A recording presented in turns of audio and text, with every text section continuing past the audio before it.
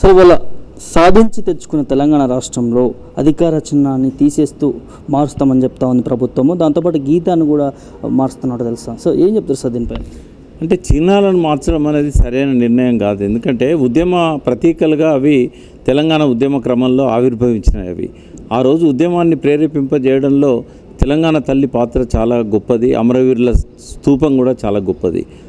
అధికార చిహ్నంలో ఉన్న కాకతీయ ద్వారాన్నో లేకుంటే చార్మినార్నో తొలగిస్తామనడం అనేది అది చాలా తక్కువ బుద్ధితోనే ఆలోచించి చేస్తున్నది. ఒక ముఖ్యమంత్రి లాంటి వ్యక్తి అలాంటి నిర్ణయాలు తీసుకోవడం అనేది అది సరైనది కాదు. సో ఒకసారి ఎస్టాబ్లిష్ అయిన తర్వాత ఆ చిహ్నాలను అట్లే ఉంచాలి. ఒకవేళ రాజుల కాలం నాటి చిహ్నాలు అవి ఫ్యూడల్ సంస్కృతికి కారణం అని అనుకుంటే ముందు మోడీ గారిని రిక్వెస్ట్ చేయండి, భారతదేశ చిహ్నంలో రాజముద్రలో ఉన్న 3 సింహాలను తీసేయమని చెప్పండి. అది కూడా ఏజ్ ఓల్డ్ చిహ్నం కదా, అది రాజుల పరిపాలనకు సంకేతంగా అశోకునికి గుర్తుగా మనం పెడతాం. కాబట్టి ఈ పిచ్చి ఆలోచనలు మానేసి తెలంగాణను సకల రంగాలలో ఎట్లా అభివృద్ధి చెందేలాగా చేయాలి. కేసీఆర్ గారు కొన్ని లక్ష్యాలు పెట్టుకొని, అంటే ఆయన కోసం సొంతం కోసం పెట్టుకున్న లక్ష్యాలు కాదు, తెలంగాణ ప్రజలకు ఏం కావాలనో ఉద్యమ కాలంలో వచ్చిన డిమాండ్స్ను, వాళ్ళ ఆశలను, ఆశయాలను, ఆకాంక్షలను అవన్నీ కూడా ఎన్నికల ప్రణాళికలో పెట్టుకొని తెలంగాణను ఒక విధంగా ఆయన అభివృద్ధి చేశారు. భారతదేశంలోనే అత్యంత ఆదాయం గల రాష్ట్రంగా, అంటే మహారాష్ట్ర తర్వాత 2వ ఎక్కువ గ్రోత్ రేట్ ఉన్న రాష్ట్రంగా తెలంగాణను తీర్చిదిద్దారు. 59,000 కోట్ల నుంచి 2 లక్షల కోట్ల ఆదాయం వచ్చే విధంగా తెలంగాణ ఆదాయాన్ని పెంచారు, రాబడులను పెంచారు. ఏ రంగంలో చూసినా సాగునీటి రంగం కానీ, రైతుల యొక్క వ్యక్తిగత జీవితాలు కానీ, అదేవిధంగా తాగునీటికి సంబంధించిన మిషన్ భగీరథ కావచ్చు, గొలుసు చెరువుల వ్యవస్థను మళ్ళీ ఇవాళ పునరుద్ధరించడం కావచ్చు, విద్యుత్తును 24 గంటలు రెప్పపాటు పోకుండా ఉంచడం కావచ్చు, పవర్ హాలిడేస్ నుంచి 24 గంటల కరెంటు వరకు దాన్ని అభివృద్ధి చేయించడం కావచ్చు, ఆ టీఎస్ ఐపాస్ ద్వారా పారిశ్రామిక ప్రగతి కావచ్చు, సర్వీస్ సెక్టర్లో 75,000 కోట్ల నుంచి అది 2 లక్షల కోట్లకు పనుల ద్వారా ఎగుమతులను పెంచడం కావచ్చు. ఏ విషయంలో చూసినా కూడా తెలంగాణ ప్రభుత్వం అనుసరించిన విధానాలు జిఎస్డిపిని కూడా 4.5 లక్షల కోట్ల జిఎస్డిపిని 13-14 లక్షల కోట్లు తీసుకుపోవడం కావచ్చు, తలసరి ఆదాయాన్ని కూడా 3 రెట్లు 4 రెట్లు పెంచడం కావచ్చు. ఇవన్నీ కూడా కేసీఆర్ గారి పాలనకు ఎప్పటికీ మర్చిపోలేని ఒక జ్ఞాపకాలుగా మిగిలిపోతాయి. సో రేవంత్ రెడ్డి గారు కూడా ప్రజల ఆశీర్వాదంతో ముఖ్యమంత్రి అయ్యారు. ఈ మరింత మెరుగైన పాలనను చేసే విధంగా ఆయనే తన ప్రణాళికలు రూపొందించుకోవాలి. కానీ కేసీఆర్ అడుగుజాడలను తుడిపేస్తాను, ఆయన జ్ఞాపకాలను తొలగిస్తాను, ఆయన పెట్టిన చిహ్నాలను తీసేస్తాను అనడం అనేది అది మూర్ఖత్వం అవుతుంది. ఇవాళ తెలంగాణ పాట గురించి కూడా, జయ జయ తెలంగాణ పాట గురించి కూడా చర్చ జరుగుతూ ఉంది. సరే, ఏ కారణంతోనో ఆ జయ జయ తెలంగాణ పాట అధికారికంగా అది నోచుకోలేకపోయింది కేసీఆర్ గారి పాలనలో. సరే, ప్రజలంతా కూడా ఉద్యమకాలంలో ప్రేరేపించబడ్డ పాట అది. చాలా గొప్ప ప్రతిభతోని ఆ రోజు అందశ్రీ గారు రాసిన పాట అది. సరే, పాట నిడివి ఎక్కువగా ఉందనా, లేకుంటే ఆ పాటను ఎందుకు అధికారికంగా ఆనాడు స్వీకరించలేదు. ఇప్పుడు రేవంత్ రెడ్డి గారు దాన్ని అధికారిక గేయంగా ఏదైతే ప్రకటిస్తున్నారో తప్పకుండా స్వాగతం చెప్పాల్సిందే. ఎందుకంటే తెలంగాణ ప్రజలందరూ ఓన్ చేసుకున్న పాట. సో ఆ పాటలో కొన్ని చరణాలను, కొన్ని పదాలను కేసీఆర్ గారు కూడా అందులో చేర్చడం జరిగింది. దానికి ఆనాడు ఎవరు అభ్యంతరం చెప్పలేదు, అందశ్రీ గారు కూడా దానికి అభ్యంతరం చెప్పలేదు. సరే, ఇవాళ వచ్చే పాటలో ఆ పదాలు ఉంటాయా, ఉండయా, లేదా అందశ్రీ గారు రాసిన ఒరిజినల్ సాంగే మొత్తం ఉంటుందా, ఏది ఏమైనా కూడా ఆ పాటను వెల్కమ్ చేద్దాం. అయితే అక్కడ ఒక చిన్న వివాదం జరుగుతూ ఉంది.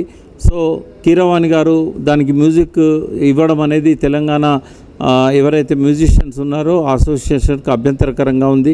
వాళ్ళ ఆకాంక్షలను మనం అర్థం చేసుకుందాం. ఎందుకంటే తెలంగాణ పాట కాబట్టి తెలంగాణలో ఎంతో ప్రతిభావంతులైన సంగీత దర్శకులు ఉన్నారు. వాళ్ళను కాకుండా కీరవాణి ఆంధ్ర ప్రాంతానికి సంబంధించిన వ్యక్తి కాబట్టి ఆయనకి ఇవ్వడం అనేది వాళ్ళ గుండెల్ని, వాళ్ళ మనసుల్ని కొంత బాధ పెట్టింది. వాస్తవమే అయినా కూడా ఇది ఇంకా మనం ఈ రకంగా తెలంగాణ వచ్చి ఇప్పుడు 10 ఏళ్ళు అయిన తర్వాత కూడా మళ్ళీ ఈ భేదాల కంటే కూడా కళాకారులకు, నటులకు, సంగీత విద్వాంసులకు కులాలను అంటగట్టడం అనేది సరైనది. అంటే కులాలను కానీ, మతాలను కానీ, ప్రాంతాలను కానీ అంటగట్టడం అనేది సరైనది కాదు. గౌరవిద్దాం. ఎందుకంటే కీరవాణి గారు ప్రపంచం గుర్తించిన ఒక గొప్ప సంగీత దర్శకుడు. ఆయన మన పాటకు స్వరకల్పన చేసినట్టయితే ఆ పాట గౌరవం పెరుగుతుంది తప్ప కీరవాణికి కొత్తగా వచ్చే గౌరవం ఏం లేదు. మనం కూడా తెలంగాణ ఉద్యమ క్రమంలో ఆ పాటను బాలసుబ్రహ్మణ్యం గారితో పాటించాలనుకున్నాం.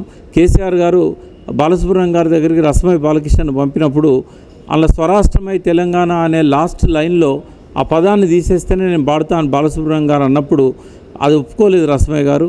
ఒప్పుకోకుండా రామకృష్ణ గారితో ఆ పాట పాడించాడు. మరి పాటను మనకు పరిచయం చేసింది అందశ్రీ అయితే దాన్ని విశ్వవ్యాప్తం చేసింది రామకృష్ణ గారి గొంతు.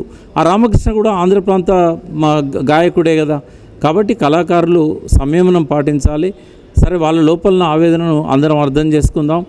భవిష్యత్తులో ఒకసారి కీరవాణి గారికి అసైన్మెంట్ ఇచ్చాక మళ్ళీ దాన్ని వద్దనడం అనేది ఆయనను అవమానపరచడం అవుతుంది.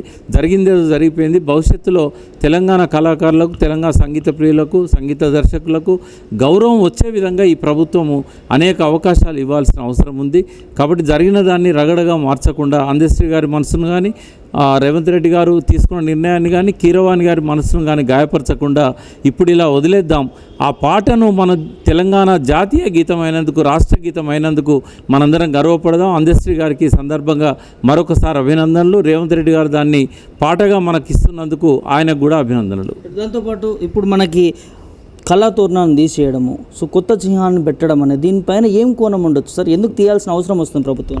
అంటే కొంచెం చిన్నగా ఆలోచించడం, ముఖ్యమంత్రి స్థాయిలో అంత చిన్నగా ఆలోచించవద్దు. ఎందుకంటే ఆ కాకతీయ కళాతోరణం తీసేసినంత మాత్రాన కేసీఆర్ గారి పాలనా పద్ధతులను, రీతులను వాటన్నింటి తొలగించడం, అడుగుజాడలను తొలగించడం అనేది కరెక్ట్ కాదు.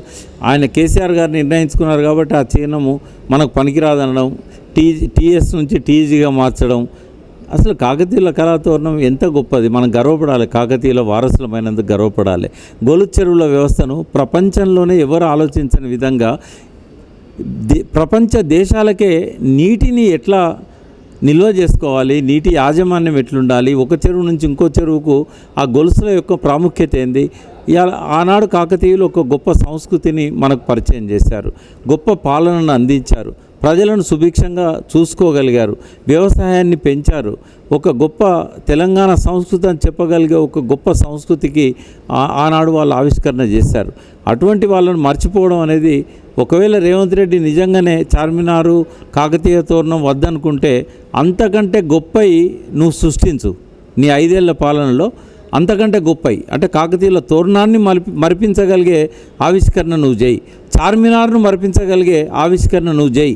అప్పుడు వాటిని ప్రజలందరూ కూడా ఆమోదించినట్టయితే, వాళ్ళ మనసుల్లో నిజంగానే అవి వీటిని తలదన్నే విధంగా ఉన్నట్టయితే అప్పుడు పెట్టుకోవచ్చు, ఎవరికి అభ్యంతరం లేదు. కానీ ఇప్పటివరకు మనకు ఐకాన్స్గా ఆ కాకతీయుల తోరణం ఉంటుంది. వాళ్ళ పాలనకు మనం వారసులమని చెప్పడానికి గర్వపడాలి. అదేవిధంగా చార్మినార్ మత సంస్కృతికి, మత సామరస్యానికి, ఆనాడు చార్మినార్ కట్టడానికి కూడా ప్రజలంతా కూడా కలరాతో చనిపోతున్నప్పుడు దాన్ని ఆపడం కోసం ఆ చార్మినార్ నిర్మించడం అనేది జరిగిందని చెప్తారు.